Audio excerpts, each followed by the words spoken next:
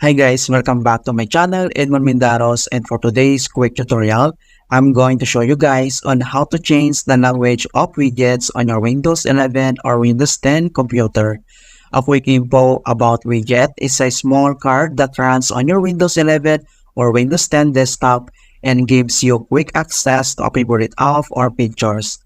It can display dynamic weather informations, news headlines, calendar appointments, sports scores, and many more. Alright, so without further ado, and let's go ahead. Ang next step ay dito lang sa start menu, so right click ka lang. And then you need to select settings. And then dito sa settings, kailangan mo lang select tong time and language. So click mo lang ito.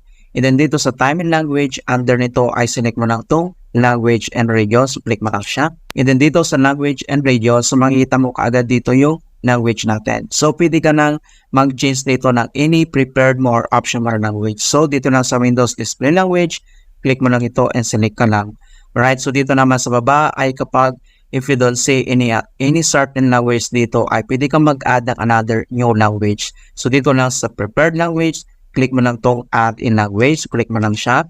And then dito sa choose a language to install, so pwede kang mag-search dito. And then pwede ka naman dito mag-select dito lang sa kanyang options. Alright, so search lang tayo. So halimbawa English. Right, and then select ka lang dito kung anong English country yung gusto mo i-install. Alright, and then next, kailangan mo lang i-click tong pin icon na to. So click mo lang siya.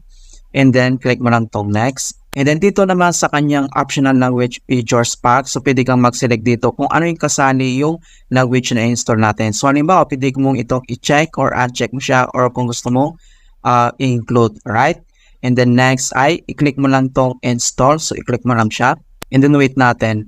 Alright, so ganoon lang po kasimple at kabilis paano mag-install dito ng language. So nandito na siya. Okay, and then next ay pwede ka nang mag-select dito or i-change yung another language. Dito lang sa Windows Display Language, i-click mo lang itong arrow na to and then select ka lang dito. Ayan, so ganun lang po kasimple mga kaibigan kung paano tayo mag-change ng language of widgets in Windows 11 or Windows 10. Alright, so please don't forget to like this video, subscribe to my channel for more quality content. Thank you guys and see you in my next tutorial.